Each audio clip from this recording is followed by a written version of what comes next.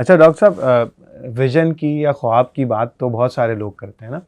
और लोगों के और बहुत नेक नियति से उनके बड़े ख्वाब होते हैं।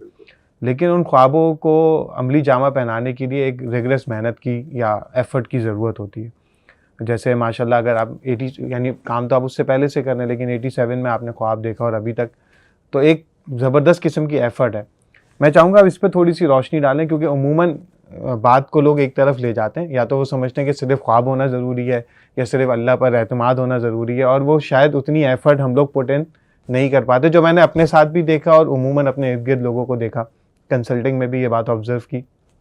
कि हम बाज़ औक़ात बहुत अच्छा टारगेट सेट कर लेते हैं, हम अल्लाह को भी साथ लेते हैं, दुआएँ करते हैं, लेकिन हम शायद वो एफ़र्ट नहीं डाल पा रहे होते उतनी कंसिस्टेंट, तो उसकी क्या अहमियत है? देखिए, सबसे पहले विज़न की बात हो या मिशन की बात हो, उसकी क्लैरिटी होना ज़रूरी है। ठीक है। और ये जो ऐसे नहीं हो सकता कि जी मैंने कल ख्वाब देखा और मैं उसके ऊपर, जैसे अमूमन होता है जो ख्वाब देख ले कि मैं ये करूँगा जी, और फिर मैं उसके लिए जो है ना, और अल्लाह पे भी यकीन है, हम सब मुसलमान हैं, अल्लाह ताला का वो, लेकिन हमें पता है कि हम किस क्वालिटी के मुसलमान हैं, ये भी अंदाज़ा है हमें। तो जब तक इस प्रोसेस के अंदर नहीं जाना, उसको प्रोसेस, इसका एक प्रोसेस है, और इसकी जो है ना, आप ये खुद ख्वाब देख लें और बड़े-बड़े ख्वाब देख लें और कहें कि मैं इसको पालूँगा, नहीं हो सकता। उसकी आपकी इसकी मेंटरिंग की ज़रूरत होती है। जब आप मिशन स्टेटमेंट लिखते हैं या विजन स्टेटमेंट लिखते हैं, उसका एक प्रोसेस है, वो आप एक साइकिल से गुज़रते हैं, और उसके लिए आपको मेंटरशिप चाहिए होती है, और किसी ऐसे आदमी से चाहिए होती है जिसने ये चीज़ें की भी हों या उसको इसका अंदाज़ा हो। और ये प्रोसेस एक सफ़े का मिशन लिखने के लिए ये ऐसे नहीं है कि मैं सोचा और 4 लफ्ज़ लिखे और मैं उसके बाद मैं उसको छाप दिया और उसके बाद शुरू हो गया। मुझे जो हर लफ्ज़ लिख रहा हूँ उसका मुझे मतलब पता होना चाहिए, उसकी इम्प्लिकेशन पता होनी चाहिए, और तो उसमें हम एक प्रोसेस से गुज़रे थे, विजनिंग एक्सरसाइज से गुज़रे थे। और जो सुलेमान अहमद साहब जो थे, उनके साथ मेरे ये हुआ था, और उसके लिए हमने कोई 3-4 महीने लगाए थे, और उसका एक पूरा डिफ़ाइन हुआ था, और उसके लिए हमने लोगों से बात भी की थी, और हर लफ्ज़ के ऊपर जब एक डॉक्यूमेंट बन गया, एक ड्राफ्ट बन गया, और इस ड्राफ्ट के बाद उसमें आपने हर लफ्ज़ के ऊपर उसके मायने पूछे गए, उसके क्या अब से इससे आपका क्या मतलब है, ऐसे क्या मतलब है।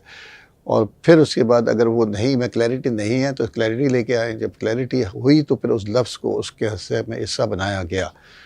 और इस क्लैरिटी लेने के लिए आपको सिर्फ अपने आप से नहीं पूछना, किताबों से नहीं पढ़ना होता, या किसी भी किताब से नहीं ले सकते, बस आपको लोगों से बात करनी होती है, और मुख्तलिफ स्ट्रेटा ऑफ पॉपुलेशन के साथ बात करनी पड़ती है। आपको दुनियावी लोगों से भी बात करनी पड़ती है, आपको दीनी लोगों से भी बात करनी पड़ती है, आपको उन लोगों से भी बात करनी पड़ती है जिन्होंने इसको एक्सरसाइज किया और वो इसमें कामयाब रहे हैं। तो आप लोगों की उनकी चीज़ों को समझते हैं कि उसने क्या किया था और क्या नहीं किया था। तो ये सबसे इम्पोर्टेंट है, क्या नहीं करना सबसे ज़्यादा इम्पोर्टेंट। करना तो सब कुछ है कि जैसे हमारे एज ए सर्जन हूँ, मैं कार्डियक सर्जन हूँ, तो और सर्जन के लिए सबसे इम्पोर्टेंट ये होता है कब ऑपरेशन नहीं करना। करना तो बड़ा आसान है कि जी इसको ये है, ये कर लो, लेकिन उसके चारों तरफ देखते हुए ये सोचना कि जी ये इसका ऑपरेशन नहीं करना, क्योंकि इसका रिज़ल्ट ये नहीं आएगा जो हमारा मकसद है, और मरीज़ को ठीक नहीं होना। आप फिर उसके साथ बात करते हैं, उसकी काउंसलिंग करते हैं, उसको समझाते हैं। तो इसी तरीके से